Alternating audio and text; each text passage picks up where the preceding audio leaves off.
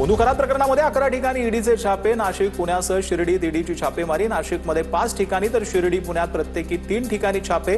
पहाटे 6 वाजल्यापासून तृप्तबाला या भोंदू करातच्या निवासस्थानी ईडीची कारवाई. भोंदू करातच्या मिरगावातील फार्म हाऊसवर ईडीचं पथक पोहोचलं. ईडीच्या पथकाकडून फार्म हाऊसची झाडाझडती. भोंदू करात प्रकरणामध्ये नाशिक, पुण्यासह शिर्डीत ईडीचे छापे. ईडीकडून आर्थिक गैरव्यवहाराची चौकशी सुरू.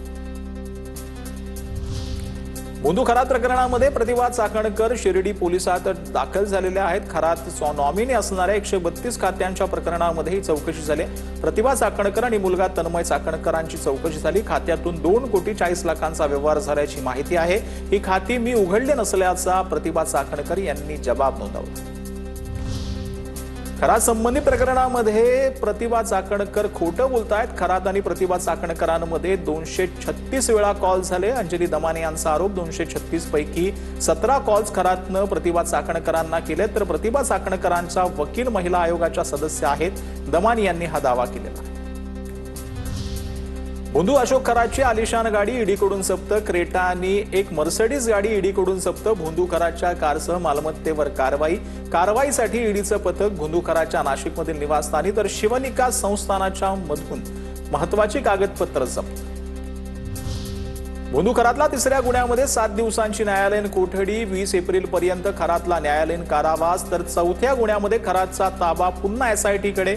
खरातला उद्या पुन्हा न्यायालयात हजर करणार. खरात प्रकरणात कारवाईचा हेतू समजायला हवा. 2 पक्ष अडचणीत. केवळ राजकीय हेतू समोर ठेवून फायदा घेण्यासाठी कारवाई आहे की खरातवर खरंच कारवाई होईल हे पाहणं महत्वाचं. रोहित पवारांची प्रतिक्रिया. खरातचा कॉल लिस्टमध्ये नाव ऐकून धक्का बसेल असे राजकारणी आहेत. सामाजिक कार्यकर्ता अंजली दमानिया यांचा आरोप. तर खरातचा कॉल लिस्टमध्ये आयजी लेव्हलच्या अधिकाऱ्यांपासून डेप्युटी कलेक्टरचाही समावेश असल्याचं केलं वक्तव्य. खरात संबंधित समता पतसंस्थेची ईडीकडून 12 तास चौकशी. 12 तास चौकशी करून ईडीचं पथक निघालं. 100 बनावट खात्यांशी संबंधित कागदपत्र ईडीनं ताब्यात घेतली. समता पतसंस्था व्यवस्थापक मिलिंद बनकरांचीही कसून चौकशी.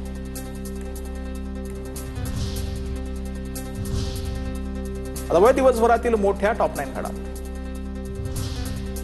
नाशिकच्या आयटी कंपनीतील तरुणीवरील अत्याचार आणि धर्मांतर प्रकरणामध्ये सहआरोपी वैश्वनी चेन्नानीला जवळपास 2 दिवसांची पोलीस कोठडी. 78 ईमेल आणि 22 कॉल संशयित आरोपी आणि मॅनेजर अश्विन मध्ये झाल्याची माहिती.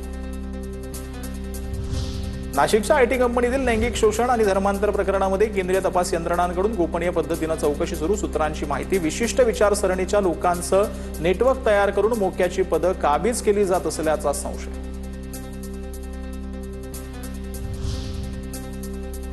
ठाण्यात आर्थिक फसवणूक करणाऱ्या मांत्रिकाला गोव्यातून अटक करण्यात आली. काळी जादू, पूजा विधी आणि 12 ज्योतिर्लिंग यात्रेचा आमिष दाखवून 1,66,50,000ची फसवणूक करण्यात आली. मांत्रिक मंजुनाथ शेट्टीला न्यायालयीन कोठडी पाहायला मिळाली.